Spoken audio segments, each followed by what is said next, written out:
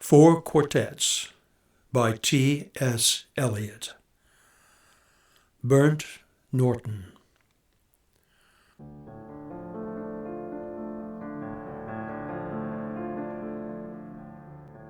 Time present and time past are both perhaps present in time future, and time future contained in time past. If all time is eternally present, all time is unredeemable. What might have been is an abstraction, remaining a perpetual possibility only in a world of speculation. What might have been and what has been point to one end, which is always present. Footfalls echo in the memory, down the passage which we did not take, towards the door we never opened, into the rose garden. My words echo thus in your mind, but to what purpose? Disturbing the dust on a bowl of rose leaves, I do not know. Other echoes inhabit the garden. Shall we follow? Quick, said the bird, find them round the corner, through the first gate, into our first world. Shall we follow the deception of the thrush? Into our first world. There they were, dignified, invisible, moving without pressure over the dead leaves in the autumn heat through the vibrant air. And the bird called in response to the unheard music hidden in the shrubbery, and the unseen eye-beam crossed, for the roses had the look of flowers that are looked at. There they were, as our guests, accepted and accepting. So we moved, and they, in a formal pattern, along the empty alley, into the box circle, to look down into the drained pool. Dry the pool, dry concrete, brown-edged, and the pool was filled with water out of sunlight, and the lotus rose quietly, quietly. The surface glittered out of heart of light, and they were behind us, reflected in the pool. Then a cloud passed, and the pool was empty. Go, said the bird, for the leaves were full of children, hidden excitedly, containing laughter. Go, go, go, said the bird. Humankind cannot bear very much reality. Time past and time future. What might have been and what has been point to one end, which is always present.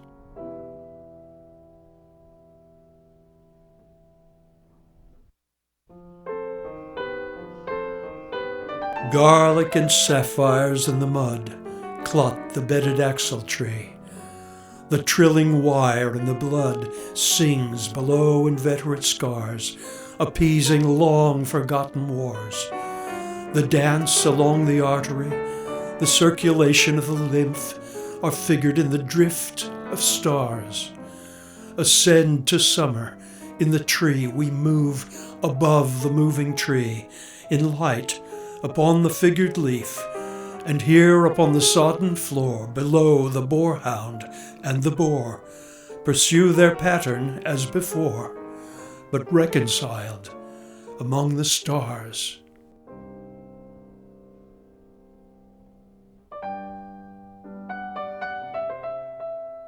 At the still point of the turning world, neither flesh nor fleshless, neither from nor towards.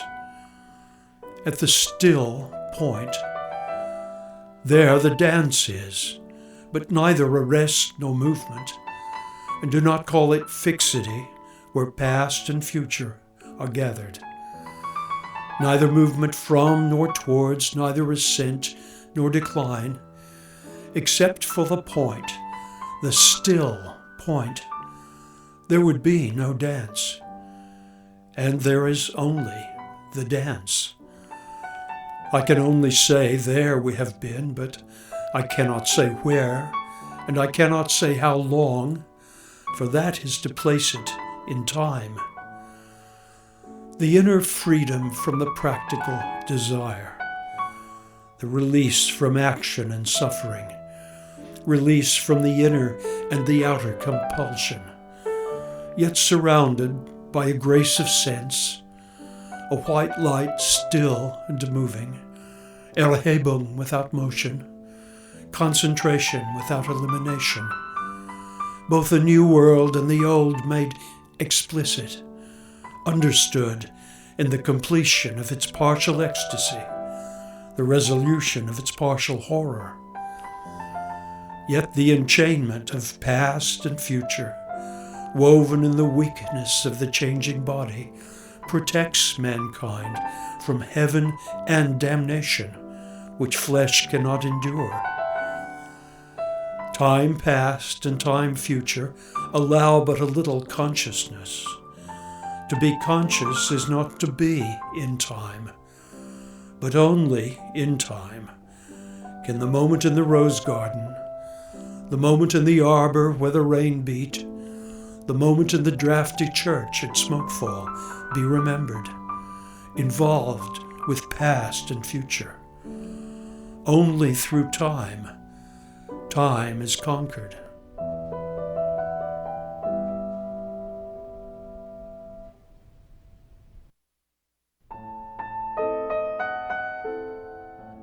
Here is a place of disaffection, time before and time after, in a dim light. Neither daylight, investing form with lucid stillness, turning shadow into transient beauty with slow rotation suggesting permanence, nor darkness to purify the soul, emptying the sensual with deprivation, cleansing affection from the temporal. Neither plenitude nor vacancy, only a flicker over the strained, time-ridden faces, distracted from distraction by distraction, filled with fancies and empty of meaning, tumid apathy with no concentration, men and bits of paper whirled by the cold wind that blows before and after time, wind in and out of unwholesome lungs, time before and time after, eructation of unhealthy souls into the faded air, the torpid, driven on the wind that sweeps the gloomy hills of London, Hampstead and Clerkenwell, Camden and Putney, Highgate, Primrose and Ludgate. Not here the darkness in this twittering world. Descend lower. Descend only into the world of perpetual solitude. World, not world, but that which is not world. Internal darkness, deprivation and destitution of all property, desiccation of the world of sense, evacuation of the world of fancy, inoperancy of the world of spirit. This is the one way, and the other is the same, not in movement, but abstention from movement, while the world moves in appetency on its meddled ways of time past and time future.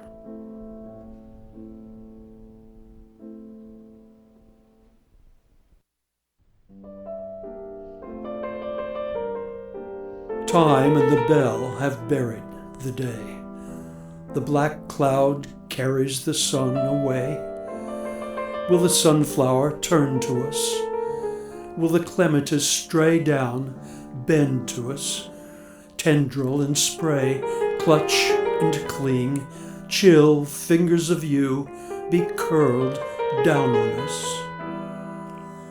After the kingfisher's wing has answered light to light and is silent, the light is still at the still point of the turning world.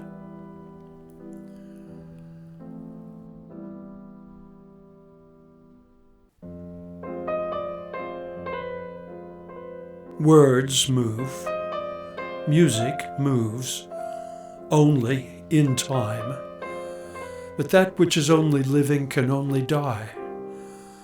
Words after speech reach into the silence. Only by the form, the pattern, can words or music reach the stillness, as a Chinese jar still moves perpetually in its stillness.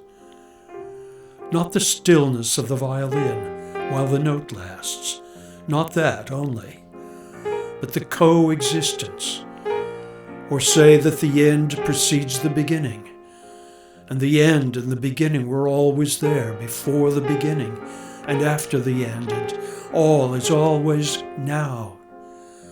Words strain, crack, and sometimes break under the burden, under the tension, slip, slide, perish, decay with imprecision, will not stay in place, will not stay still. Shrieking voices, scolding, mocking, or merely chattering, always assail them. The word in the desert is most attacked by voices of temptation. The crying shadow in the funeral dance, the loud lament of the disconsolate chimera. The detail of the pattern is movement, as in the figure of the 10 stairs. Desire itself is movement, not in itself desirable. Love is itself unmoving, only the cause and end of movement, timeless and undesiring, except in the aspect of time, caught in the form of limitation between unbeing and being. Sudden, in a shaft of sunlight, even while the dust moves, there rises the hidden laughter of children in the foliage. Quick, now, here, now, always. Ridiculous, the waste sad time stretching before and after.